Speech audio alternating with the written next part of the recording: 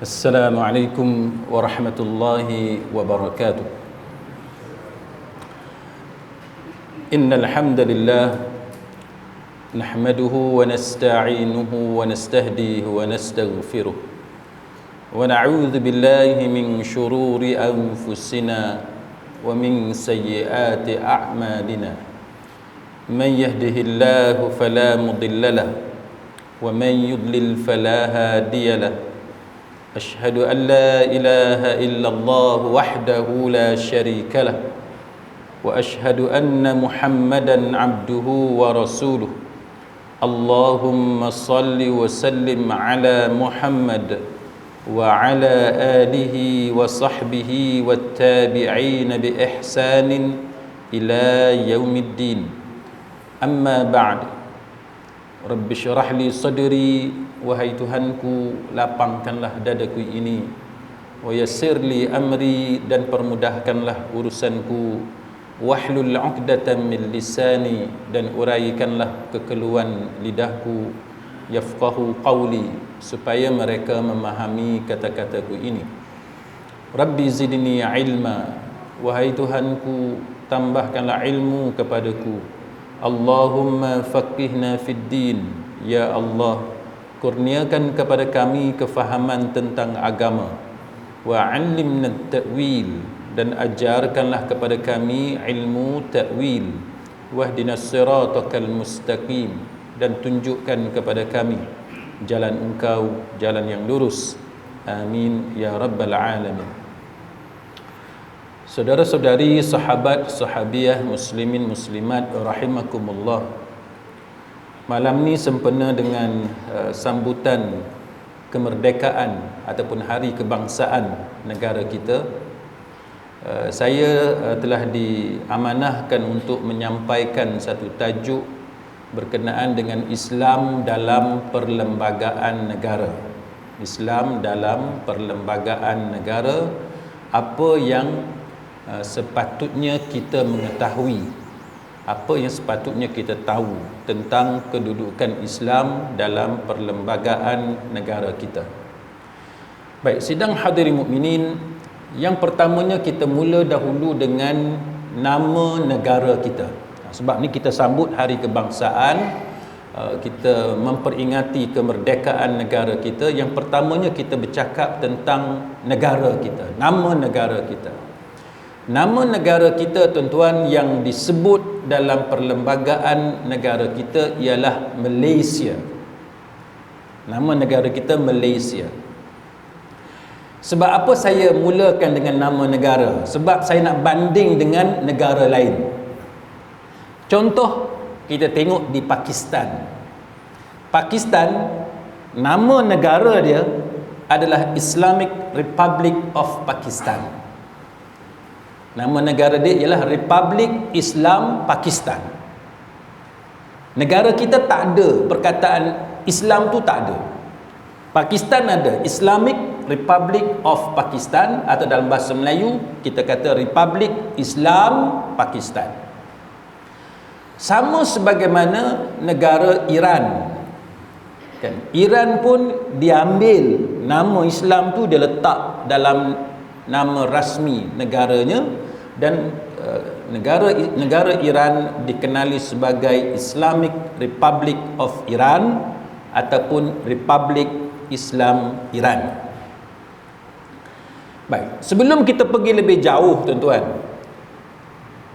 negara kita namanya Malaysia.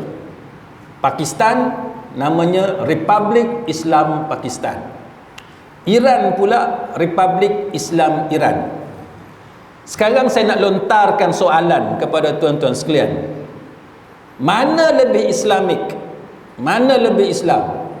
Republik Islam Iran ataupun Malaysia? Negara kita tak ada nama Islam, kan? Tak ada nama Islam. Iran ada nama Islam.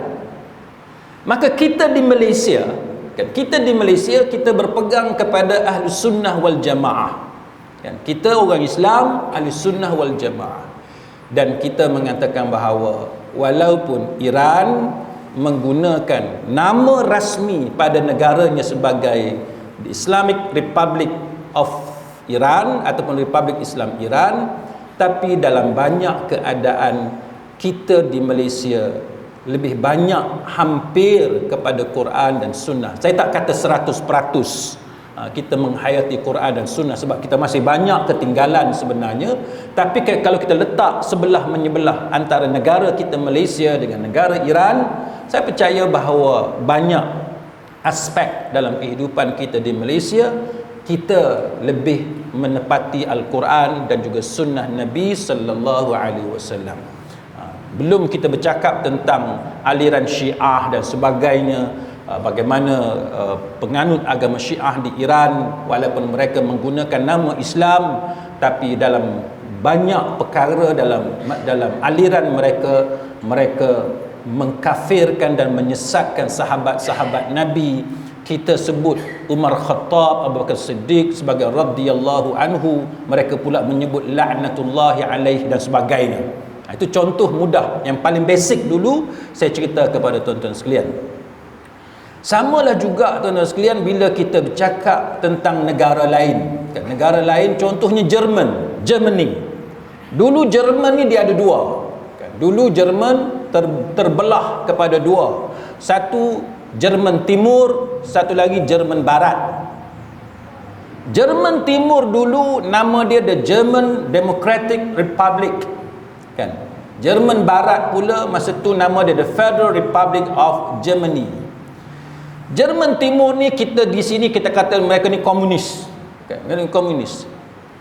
Jadi sejauh mana mereka ni mengamalkan demokrasi, sedangkan kita tahu bahawa negara yang mendapat pengaruh daripada Soviet, demokrasi mereka hancur. Demokrasi mereka hancur. Tapi walaupun mereka tidak mengamalkan demokrasi seperti the Federal Republic of Germany, tapi mereka mengguna nama the German Democratic Republic. Tu. Nama kata demokrasi, tapi mereka tidak mengamalkan demokrasi. Samalah juga Korea. Korea kita ada Korea Selatan, kita ada Korea Utara. Korea Utara ni tuan-tuan tahulah, dia punya bentuk pemerintahan.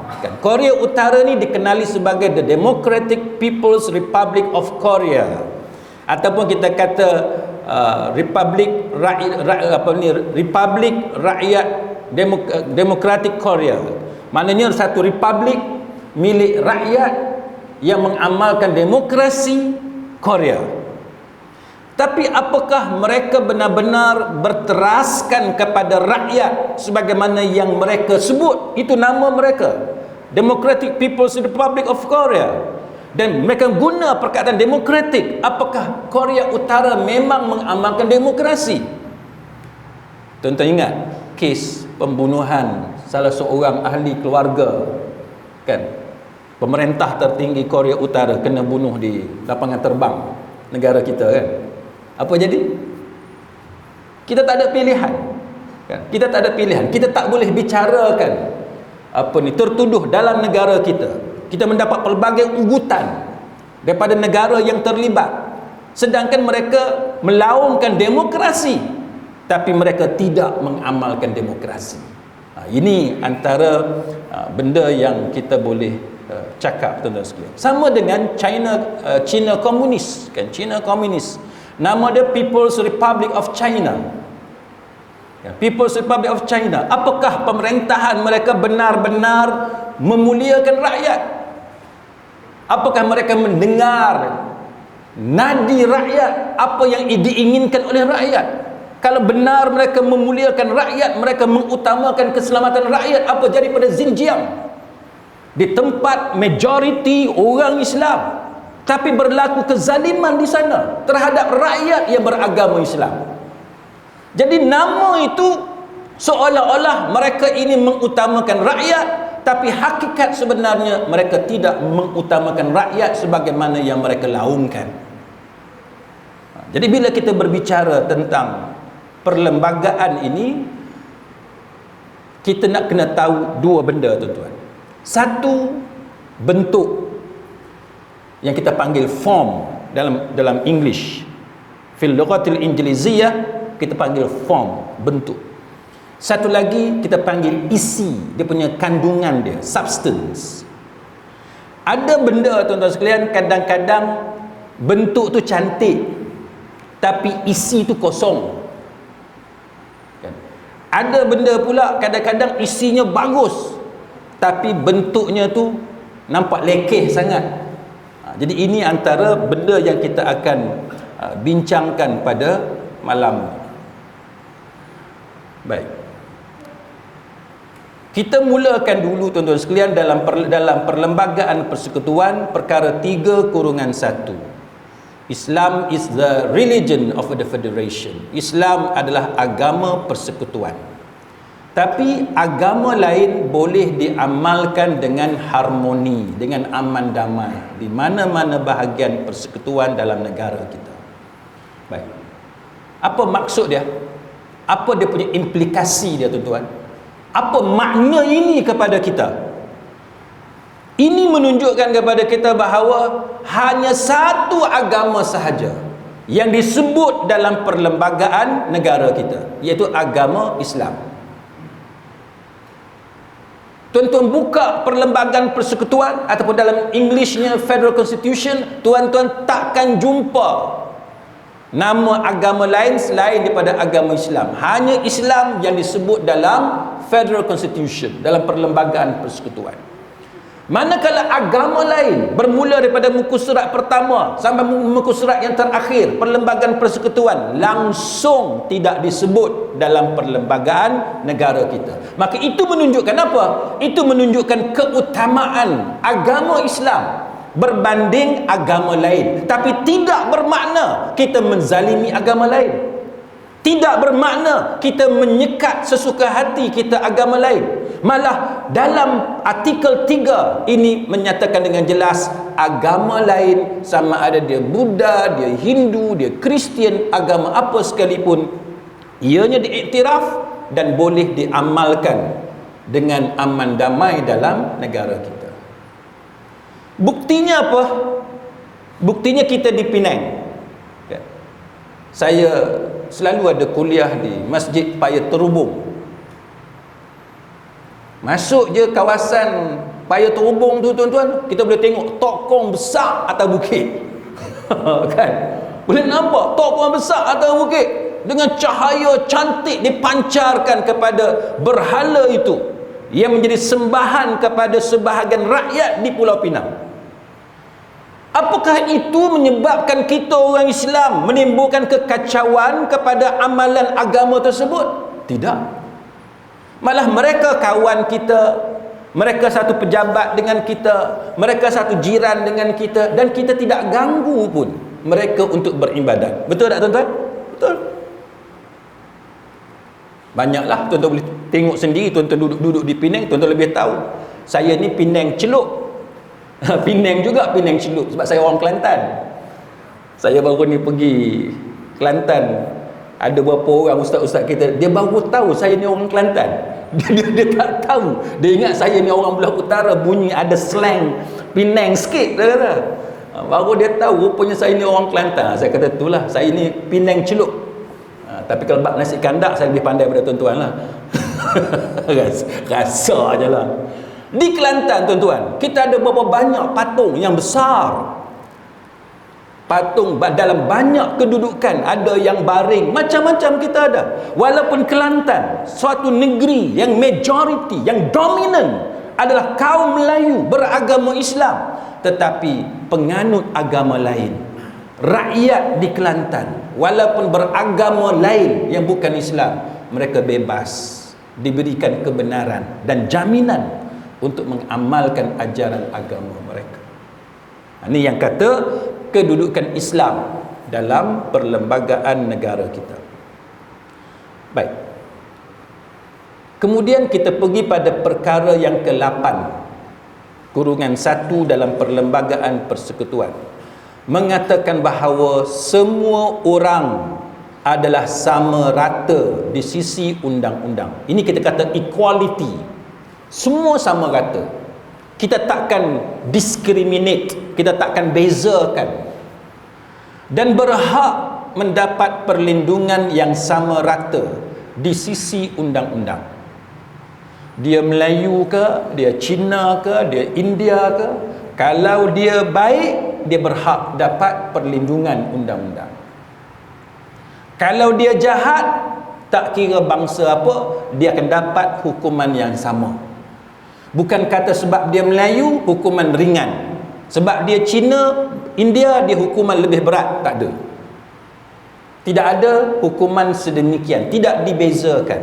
Baik, tidak dibezakan. Kemudian perkara 8/2 mengatakan bahawa antara lain tidaklah boleh ada perbezaan terhadap warga negara semata-mata oleh sebab agama.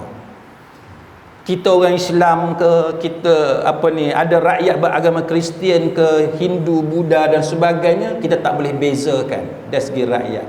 Cuma bezanya dalam hal-hal keagamaan kena bezalah. Kan? Takkan orang Islam nak pergi semayang dekat gereja, kan? Takkan orang Kristian kita paksa dia semayang di dalam masjid, tak boleh lah. Jadi itu ada pendetailan. Tetapi saya nak cerita dekat tuan-tuan satu benda.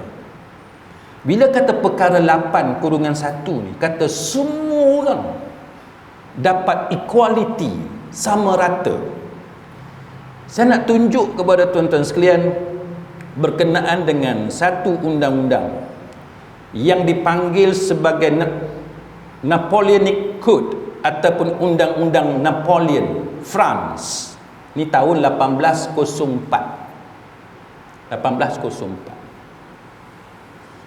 Undang-Undang Napoleon France ini tahun 1804 ataupun lebih tepat lagi 21 Mac 1804. Dia satu undang-undang yang mempunyai pengaruh yang kuat kepada undang-undang di negara lain, di benua Eropah dan juga di Amerika Latin. Undang-undang inilah tuan-tuan sekalian yang memperkenalkan equality, sama rata di kalangan rakyat. Sama rata, tak boleh beza antara lelaki ni dengan lelaki ni sebab warna kulit, tak boleh beza. Rakyat mesti diberikan hak sama rata. Ini yang kata Napoleon. Apa kaitan Napoleon ni dengan undang-undang yang kita bercakap sekarang, tuan-tuan sekalian? Apa kaitan dia? Saya nak sebut kepada tuan-tuan sekalian pendapat satu orang yang menceritakan tentang undang-undang Napoleon dan kaitan dengan undang-undang negara kita. Satu orang tokoh, nama dia David Musa Pitcock. Dia tulis satu buku yang bertajuk Napoleon and Islam. Dia tulis satu buku yang menceritakan Napoleon dan juga agama Islam. Apa kata dia, tuan-tuan? Dia kata 97% daripada Napoleon Code, dia kata, consists of rulings of Imam Malik. Benda yang ada dalam undang-undang Napoleon yang kemudiannya diikuti oleh negara-negara barat di Eropah dan juga di Amerika Latin. Bila dibuat kajian dalam undang-undang Napoleon, didapati 97% mengandungi fatwa-fatwa pendapat daripada Imam Malik. Tuan-tuan, maka ini menunjukkan apa? Menunjukkan bahawa daripada Napoleon Code, dia memberi pengaruh kepada Common Law of England, daripada Common Law of England memberi pengaruh kepada undang-undang negara kita. Sebab tu bila kita bercakap tentang undang-undang, kita akan bercakap tentang undang-undang syariah di peringkat negeri dan undang-undang kita kata civil di peringkat persekutuan, dan kita akan tengok bagaimana sebahagian besar undang-undang ini sebenarnya mempunyai pengaruh daripada undang-undang Islam, walaupun tidak dinamakan sebagai undang-undang Islam. Sebab tu saya mulakan tadi dengan nama negara yang ada perkataan Islam dan ada yang tidak ada perkataan Islam. Saya ambil contoh. Ni kita pergi lebih sedikit teknikal. Kalau tuan-tuan susah nak faham sikit tu, saya minta maaf lah, tapi saya nak pergi sedikit teknikal. Sedikit teknikal. Sebab kita nak tunjuk macam mana daripada Napoleon Code tadi, undang-undang Napoleon dengan fiqh Imam Malik. Macam mana fiqh Imam Malik tadi mempengaruhi undang-undang yang diperkenalkan oleh Napoleon, dan kemudian daripada Napoleon tadi memberi pengaruh kepada undang-undang di barat, yang mana kemudian daripada Common Law of England itu kita pula ambil dijadikan sebagai undang-undang negara kita. Contoh, kalau kita berjanji, kan? Kalau kita berjanji, dia dalam Islamic banking dia panggil wa'ad. Kalau perkataan biasa kita kata promise, berjanji. Katalah saya berjanji nak kahwin dengan satu perempuan. Ini contoh rekaan semata-mata tau, bukan sungguh. Jangan tuan-tuan amin pula, amin dalam masjid makbul. Saya dah ada isteri, dah cukup dah isteri saya seorang tu. Ini contoh nak bagi mudah faham saja, kan? Katalah saya berjanji nak kahwin, senang ni, satu orang lelaki dah senang. Takut sebab ni ada live, isteri saya tengok, nanti balik kena marah pula kan. Satu orang lelaki berjanji nak kahwin dengan satu perempuan. Dia berjanji nak kahwin dengan perempuan. Dia kata, aku nak kahwin dengan hang. Bila? Bulan depan. Soalan sekarang, dari segi undang-undang, ni kita cakap dari segi undang-undang, boleh tak perempuan ni dia saman lelaki ni bila lelaki ni tak mau kahwin dengan dia? A mere promise, janji semata-mata, tidak boleh kita tuntut di mahkamah. Mahkamah tak boleh paksa orang tu untuk memenuhi janji dia. Kalau just a mere promise, janji semata-mata, tak boleh. Jadi si lelaki ni dia janji nak kahwin dengan perempuan ni semata-mata janji, tak boleh. Ada satu orang penceramah terkenal masuk TV, tak mau sebut nama dia. Dia pergi satu masjid belah Kedah, ceramah bab perubatan alternatif ni. Tiba-tiba heboh dekat depan pintu masjid, satu perempuan duk riau, duk menjerit-jerit, tuntut ustaz ni supaya kahwin dengan dia. Dia kata ustaz tu janji nak kahwin dengan dia. Masalah tuan-tuan, ustaz ni pun bukan saya tau, ni ustaz lain. Jadi kawan saya ni tuan-tuan, dia macam-macam ceritalah, dia duk cerita dekat saya macam mana ustaz lain datang ganti ustaz tadi lah lari pergi mana tak tahu, pasal ada perempuan duk tunggu, tuntut janji pasal ustaz tu janji nak kahwin dengan dia. Jadi dari segi undang-undang, boleh tak si perempuan tadi saman lelaki ni sebab lelaki ni memungkiri janji? Jawapan dia tak boleh. Tak boleh. Yang jadi boleh bila? Yang jadi boleh dalam istilah undang-undang kalau ada consideration. Ni istilah undang-undang lah, siapa mengaji law dia tahu. Kalau ada consideration baru boleh saman. Contohnya macam mana? Si lelaki ni janji nak kahwin dengan si perempuan ni. Perempuan ni seronok sebab si lelaki ni janji nak kahwin dengan dia. Dia pun buat preparation. Dia buat persediaan. Tempah baju pengantin, bayar dekat apa ni yang bekal makanan apa? Catering. Pergi jumpa caterer, janji apa semua, bayar duit 1,000 dulu, booking. Ya. Baju pengantin, sewa dewan, bayar lagi duit dewan apa semua, keluarkan kad. Tiba-tiba si lelaki ni memungkiri janji. Pada masa itu barulah si perempuan tadi boleh saman lelaki berkenaan, sebab dia telah melakukan sesuatu sesuai dengan janji lelaki berkenaan. Benda ni tuan-tuan, dalam undang-undang barat dia panggil, dalam kontrak itu mesti ada consideration. Mere promise tak boleh, dia kena ada consideration. Tapi soalan dia, asal usul benda ni datang daripada mana? Apakah datang daripada hakim barat? Apakah ini datang daripada hakim yang beragama Kristian? Apakah ini datang daripada hakim yang bukan beragama Islam? Ataupun dia sebenarnya datang daripada ulama-ulama Islam? Ini keistimewaan undang-undang Islam, tuan-tuan. Maka kita dapati ulama-ulama daripada mazhab Maliki, kan?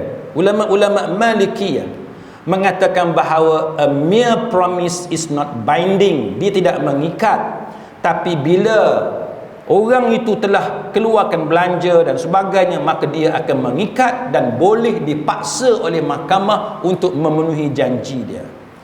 Sekarang kita tahu ini adalah antara pendapat yang datang daripada Imam Malik. Tuan-tuan boleh jumpa fatwa-fatwa ni dalam kitab-kitab karangan ulama Malikiyah. Tiba-tiba, tuan-tuan, tiba-tiba dalam tahun 1947, siapa mengaji undang-undang, dia akan tahu nama tokoh hakim yang hebat, iaitu Lord Denning. Tuan-tuan mengaji undang-undang, tuan-tuan tahu ini tokoh besar dalam undang-undang. Nama dia Lord Denning.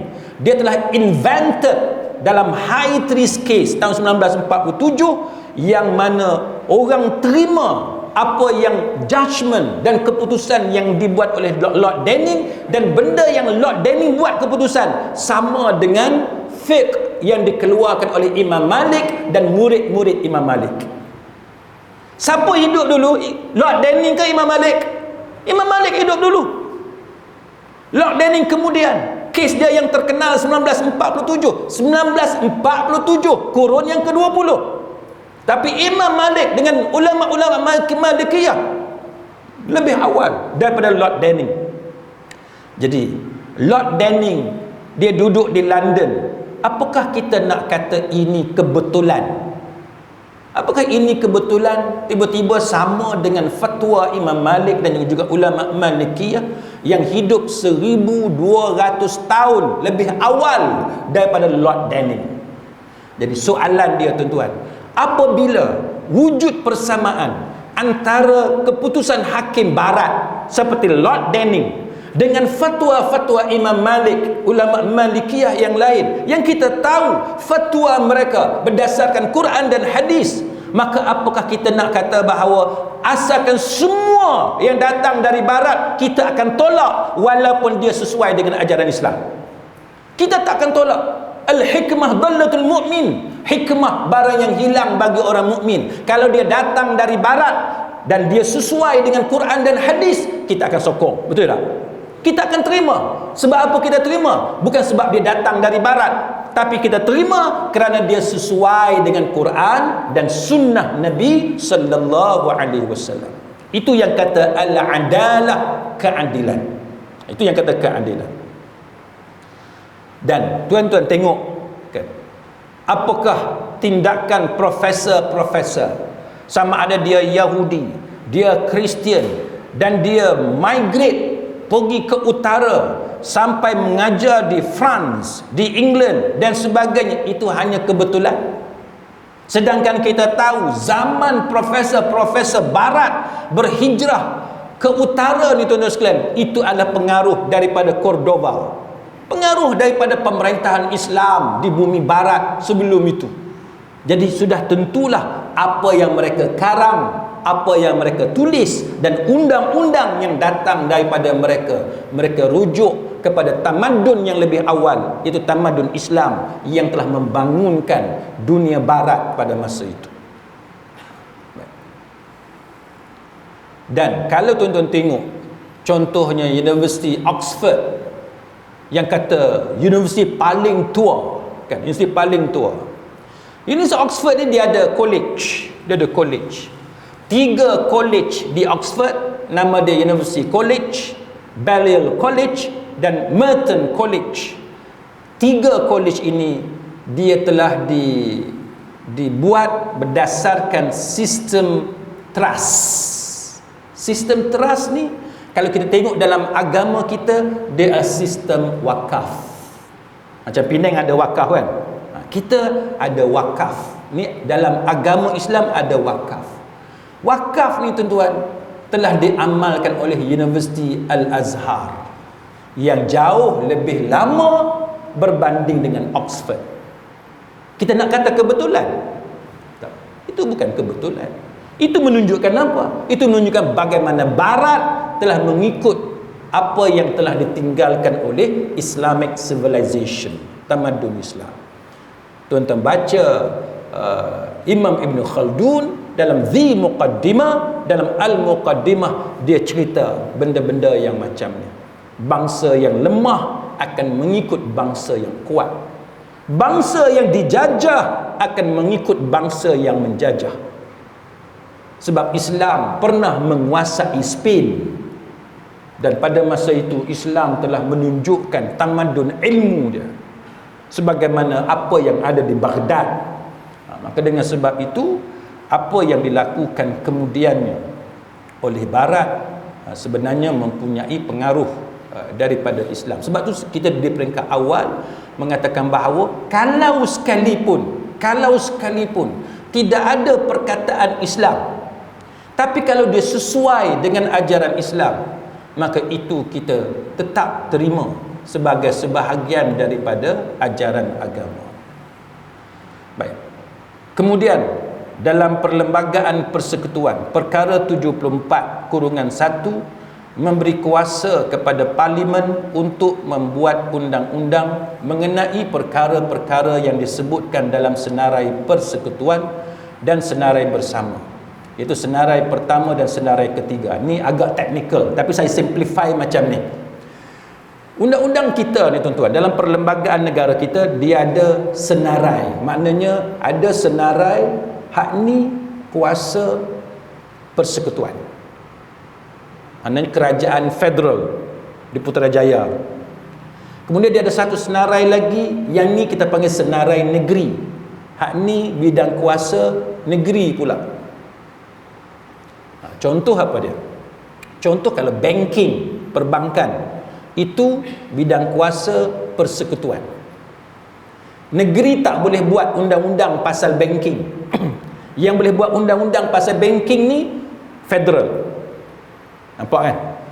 Sama dengan undang-undang jenayah. Undang-undang jenayah ni negeri tak boleh buat. Yang boleh buat undang-undang jenayah federal, kerajaan persekutuan. Itu yang kita panggil senarai persekutuan. Tapi negeri pula, dia ada kuasa untuk buat undang-undang yang berkaitan dengan ajaran agama.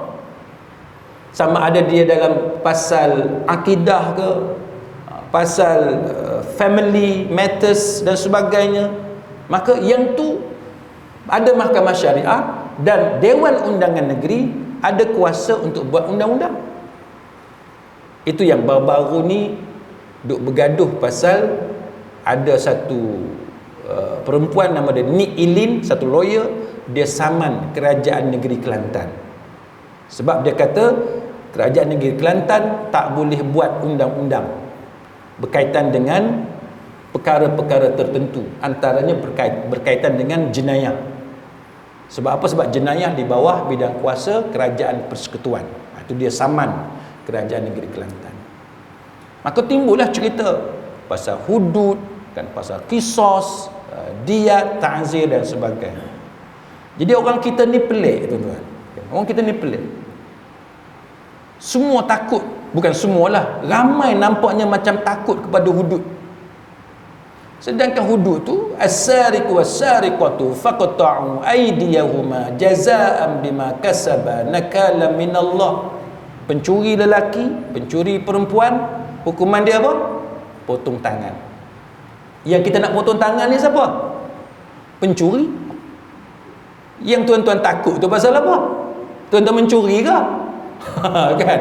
Jadi orang duk takut. Pasal apa nak takut? Sedangkan itu undang-undang yang ada dalam Quran. Tapi ada masalah bidang kuasa. Siapa yang ada bidang kuasa untuk buat undang-undang yang ada dalam Quran tadi? Apakah Kerajaan Persekutuan yang ada bidang kuasa ataupun kerajaan negeri yang ada bidang kuasa. Yang ni cerita dia panjang lah. Kenapa berlaku pertembungan antara bidang kuasa persekutuan dengan bidang kuasa kerajaan negeri. Jadi yang kita nak hukum ni adalah penjenayah. Jadi kalau kita, orang kata kenapa keras kan? Kenapa keras? Tuan-tuan, pencuri ni dia curi rumah orang kaya ke rumah orang miskin? Saya dengar ada sebut dua-dua. Kan? Dua-dua. Betul, dua-dua. Tapi hak rumah orang miskin ni tak banyak jadi. Ada, bukan kata tak ada. Tapi hak banyak kena curi ni rumah orang kaya. Rumah orang curi, kalau dia curi pun RM10, adalah gelang apa semua. Rumah orang kaya sekali dia masuk, kenyang berapa tahun. Rumah orang miskin, tuan-tuan, orang nak pencuri nak masuk pun fikir dua kali. Berbaloi ke aku potong dia punya grill, pecah pintu, kan? Tiba-tiba dapat bawah bantal 100, bawah katil 200, tak baloi. Dia kata baik masuk rumah orang kaya. Rumah orang kaya pula, tuan-tuan, kalau di Penang ni, kalau rumah orang kaya, majoritinya, saya bukan nak cakap pasal rasis, pasal bangsa apa tak, tapi kita nak bincang realiti. Di Penang ni, kalau hak kaya biasanya bangsa mana? Bukan Melayu, bukan orang Islam. Bukan Melayu dan bukan orang Islam. Buktinya apa? Buktinya tuan-tuan tengoklah rumah-rumah besar yang ada di Penang. Milik siapa? Apakah itu milik orang Islam? Tidak. Dan kebanyakannya milik orang bukan Islam. Maka kalau kita buat undang-undang hudud, potong tangan orang yang mencuri, yang kita akan potong tangan adalah pencuri. Yang mana pencuri ni, dia akan mencuri tak kira rumah orang Islam pun dia curi, rumah orang bukan Islam pun dia curi. Rumah orang miskin pun dia curi, rumah orang kaya pun dia curi. Tetapi dalam kebanyakan kes, orang kaya lebih takut rumah dia dimasuki pencuri ataupun perompak berbanding dengan rumah orang miskin. Sebab kita miskin, kita tak ada apa-apa. Macam tuan-tuan naik kereta lah. Siapa sini biasa naik kereta, tinggal kereta tepi jalan sebab dia naik bas, naik kapal terbang? Siapa sini? Saya kerap tuan-tuan pergi Kuala Lumpur. Time naik bas, parking kereta. Kadang-kadang ada duit lebih, parking tempat elok, mahal. Satu hari RM25 kena bayar. Tu time ada duit. Time tak ada duit, parkinglah tepi jalan mana-mana. Kan? Time naik kapal terbang lagu tu juga. Time ada duit, parking dekat tempat kapal terbang tu, tempat parking airport. Berapa? RM25 ke berapa ringgit kena bayar. Time tak ada duit, telefon kawan, boleh tak aku nak parking kat rumah hang? Jimat juga dekat 100 tuan-tuan, 70 lebih jimat. Parking kat rumah kawan. Maksudnya apa? Maksudnya tuan-tuan, bila kita nak pergi parking kereta, tuan-tuan nak bawa tak kereta tuan-tuan yang mahal-mahal, Mercedes, kereta baru, kereta ada radio baru tukar, pergi bubuh apa skrin apa saya tak kerti lah, tuan-tuan tahu. Tak. Kita bawa kereta hak paling buruk, bawa kereta hak paling murah, pasal nak parking tepi jalan 2-3 hari. Betul tak? Kita takkan cari kereta kita hak paling mahal, Alphard ke, Velfire ke, pergi parking tepi jalan. Kita tak buat lagu tu sebab kita sayang. Maka macam itulah kita, tuan-tuan. Bila kita ada duit yang banyak, kita ada kekayaan, kita takut kalau dirompak, kalau dicuri. Tapi kalau kita tidak ada apa-apa, kita tak risau. Sebab kita tidak ada harta. Maka yang biasanya akan jadi mangsa rompakan, akan jadi mangsa kecurian dan sebagainya ialah orang yang banyak harta. Maka tujuan undang-undang memberikan severe punishment, tak kiralah kepada bukan Islam ke ataupun orang Islam. Tujuan dia untuk menghalang jenayah daripada dilakukan, sama ada kepada rakyat beragama Islam ataupun rakyat yang bukan beragama Islam, supaya kita semua selamat. Melayu selamat, Cina selamat, India selamat, bangsa apa sekalipun selamat, tanpa mengira agama. Itu yang kata sama rata, equality. Kan jenayah pun sama. Dia penjenayah, dia Melayu ke, dia Cina ke, kita akan hukum dengan hukuman yang sama. Tapi tak apalah, itu untuk detail pendetailan kita kena bincang pada waktu lain. Baik. Kemudian dalam Undang-Undang Perlembagaan Negara kita ada perkara 121-1A, iaitu mahkamah sivil tidak boleh ada bidang kuasa berkenaan dengan apa-apa perkara dalam bidang kuasa mahkamah syariah. Ni yang terbaru, tuan-tuan tengok dalam media, dilaporkan satu orang perempuan, dia minta dengan Mahkamah Tinggi Syariah Pulau Pinang untuk mengatakan dia bukan orang Islam. Mahkamah Syariah kata tak, dia Islam. Lalu dia buat rayuan azan. Kita bagi laluan untuk azan.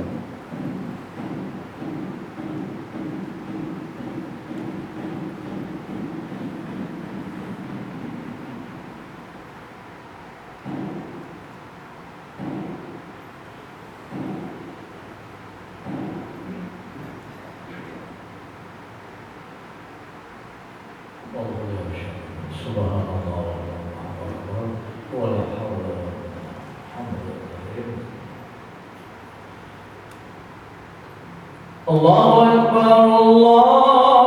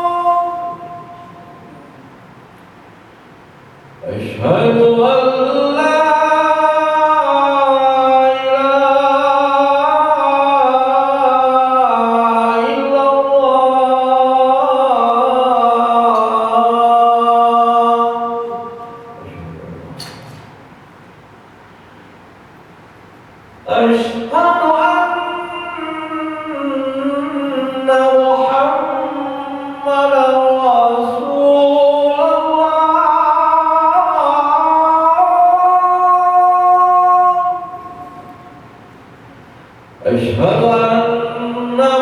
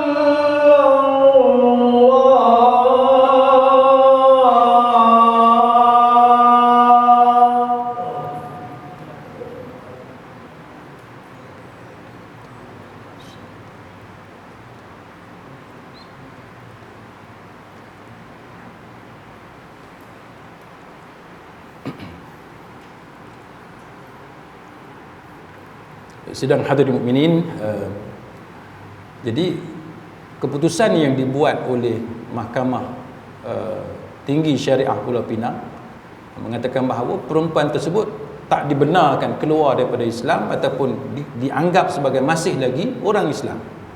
Lepas tu perempuan tadi dia buat rayuan ke Mahkamah Rayuan Syariah Pulau Pinang, pun dia gagal.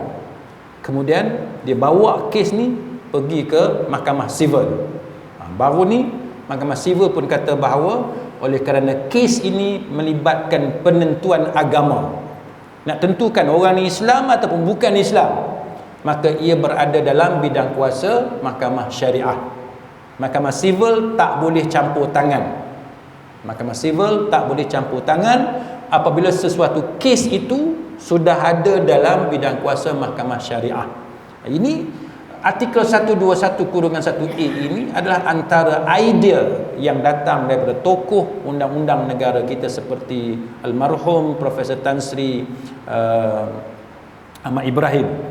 Dia salah seorang guru saya di UIA. Dia ini antara orang yang memberi idea supaya adanya pemisahan, supaya mahkamah sivil tidak sewenang-wenangnya dia campur tangan ataupun dia ubah ataupun dia sekat perintah-perintah yang dikeluarkan oleh mahkamah syariah. Jadi ini antara kejayaan yang ada, walaupun kita ada sistem dua mahkamah yang berbeza. Satu kita panggil sebagai mahkamah sivil, satu lagi mahkamah syariah. Baik, kemudian tuan-tuan sekalian, perlembagaan negara kita juga telah memberi ruang kepada kita, iaitu hanya orang Islam sahaja yang boleh ada mahkamah agama kepada orang Islam, yang kita panggil mahkamah syariah. Ini kedudukan kita dalam perlembagaan negara. Tuan-tuan tengok dalam negara kita ni ada tak mahkamah Kristian? Tak ada. Mahkamah Buddha, hakim-hakim Buddha tak ada. Mahkamah Hindu tak ada. Jadi ini menunjukkan apa? Ini menunjukkan keistimewaan yang perlembagaan negara kita berikan kepada kita sebagai orang Islam.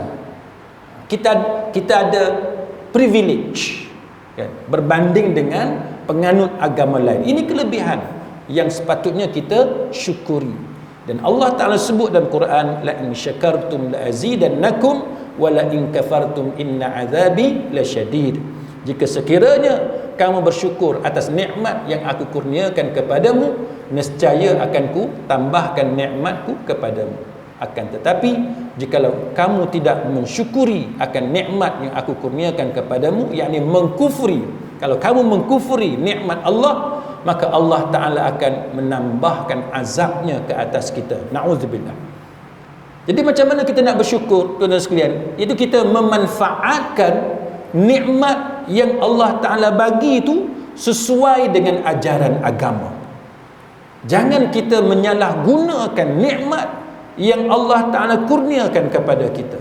Maka barulah kita akan mendapat pelbagai nikmat tambahan daripada Allah Subhanahu Wa Ta'ala. Kemudian perlembagaan negara kita juga, tuan-tuan, memperuntukkan ketua agama ni hanya satu agama je, iaitu agama Islam. Ketua agama kita siapa? Kalau di Penang ni ketua agama kita adalah Yang di-Pertuan Agong. Betul tak? Kau nak tengok apa-apa pelantikan, perlukan watikah dan sebagainya, mesti datang daripada istana negara. Sebab Pulau Pinang kita ni tidak ada raja, tidak ada raja Melayu. Maka kita akan dapatkan daripada Yang di-Pertuan Agong. Negeri yang ada raja Melayu, maka mereka akan di bawah pemerintahan Raja Melayu, dan ketua agama bagi mereka ialah raja ataupun sultan yang beragama Islam. Yang ni tak ada bagi agama lain. Jadi ini keistimewaan yang ada. Kemudian perlembagaan negara kita juga memperuntukkan bahawa hanya agama Islam sahaja yang boleh dijadikan undang-undang. Kita ada mahkamah dan kita ada undang-undang. Sebab itu kita ada undang-undang keluarga Islam, kita ada undang-undang berkaitan dengan faraid, kita ada macam-macam undang-undang. Sedangkan agama lain dalam negara kita, mereka tidak ada undang-undang macam undang-undang syariah yang ditakninkan, ataupun kita panggil codified, yang ditakninkan, yang dijadikan sebagai enactment, yang dijadikan sebagai akta. Kita ada enactment syariah, yang berkaitan dengan hukum agama kita. Tapi untuk orang bukan Islam, dia ada akta untuk bukan Islam. Dia bukan kata akta Kristian, tak ada. Itu beza, tuan-tuan sekalian. Kemudian selain daripada itu, kalau kita lihat tuan-tuan sekalian, banyak lagi perkara-perkara lain yang mana ini sebenarnya tuan-tuan sekalian memberikan banyak kelebihan kepada kita, sehingga kan ada peruntukan keuangan yang perlu diberikan oleh pihak berkuasa bagi memelihara agama Islam dalam negara kita. Jadi kita kena sentiasa memperkasakan memperkasakan Islam dalam negara kita. Kalau kita banding contohnya di negara lain, kalau kita ambil contoh Amerika ni tuan-tuan, kalau tuan-tuan banding dengan United Kingdom, ni dua negara mat saleh yang kalau tuan-tuan tengok kuat Kristian dia, evangelis di Amerika sebagai contoh, sangat kuat. Usaha mereka untuk mengembangkan agama Kristian itu sangat kuat. Tapi kerana dalam undang-undang Amerika, dia tidak ada macam perlembagaan negara kita yang memelihara Islam tu, dia tak ada. Sehingga menyebabkan tuan-tuan sekalian, di Amerika kelas Bible di sekolah pun tidak dibenarkan. Amerika ni walaupun Kristian dia kuat, tapi dia sekular. Dia sekular. United Kingdom walaupun nampak macam Amerika, tapi amalan Kristian itu ada dalam sekolah.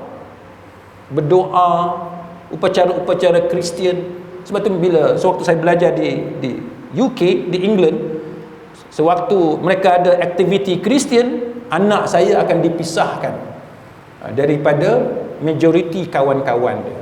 Dan anak saya tuan-tuan, yang 4 orang tu, kadang-kadang balik rumah menangis. Sebab apa menangis? Sebab dia rasa dia dipinggirkan.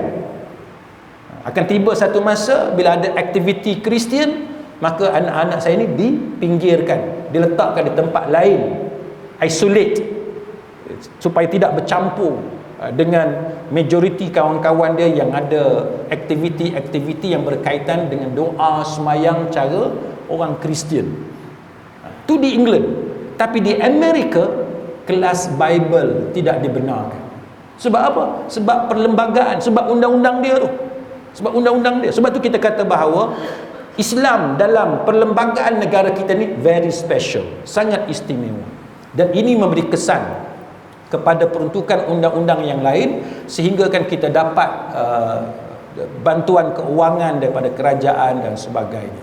Jadi sidang hadirin mukminin, setakat itu apa yang saya boleh kongsi pada malam ini. Mudah-mudahan nikmat kemerdekaan yang Allah Ta'ala anugerahkan kepada kita manfaatkan dengan sepenuhnya, dengan cara kita pastikan apa yang kita lakukan dalam kehidupan kita ini sesuai dan selari dengan ajaran agama. Tidak ada arti kemerdekaan kononnya kita merdeka dari penjajah, tapi cara hidup kita, apa yang kita pilih untuk hiburan, apa yang kita kagumi, idola kita masih lagi penjajah. Kan kadang-kadang pakaian kita melambangkan bagaimana kita mengagungkan penjajah. Kadang-kadang cara kita berfikir, walaupun kita orang Islam, kan, kita orang Islam yang saya sebut tadi, form and substance, kita nama Islam, tapi cara berfikir lebih barat dari barat. Cara kita berfikir lebih liberal daripada orang-orang yang liberal. Kita tidak mahu macam tu. Bila kita orang Islam, apatah lagi nama kita Islam, agama yang ditulis dalam dokumen kita memang Islam, maka pastikanlah penghayatan kita benar-benar Islam. Kita tak mahu kan pakai kopiah, pakai serban, baju Melayu, datang masjid, tapi dalam smartphone ni ada video-video yang tak senonoh. Kita tak mahu jadi macam setengah orang, selawat dekat Nabi bukan main, dengan songkok, dengan spanduk dan sebagainya, sampin. Tapi tiap-tiap bulan pergi seberang negara jiran, pergi cari hiburan-hiburan maksiat dan sebagainya. Kita tak mahu. Tak mahu kulit sahaja, pakaian sahaja Islam tak mahu. Kita nak dua-dua. kan, luaran kita Islam, dalaman kita lebih lagi kita committed dengan ajaran agama, kita hayati sepenuhnya, dan kita pastikan cara kita berfikir, akidah kita, keyakinan kita ada sebagaimana yang ada dalam Al-Quran dan juga dalam hadis-hadis Nabi sallallahu alaihi wasallam. Semoga Allah Taala melindungi tuan-tuan dan melindungi saya, kita semua daripada fitnah dan bahaya di dunia maupun di hari akhirat. Wallahu a'lam. Aqulu qawli hadza wa astaghfirullahal azim li wa lakum. Wassalamu alaikum warahmatullahi wabarakatuh. Subhanakallahumma wa bihamdik asyhadu an la ilaha illa anta astaghfiruka wa atubu ilaik.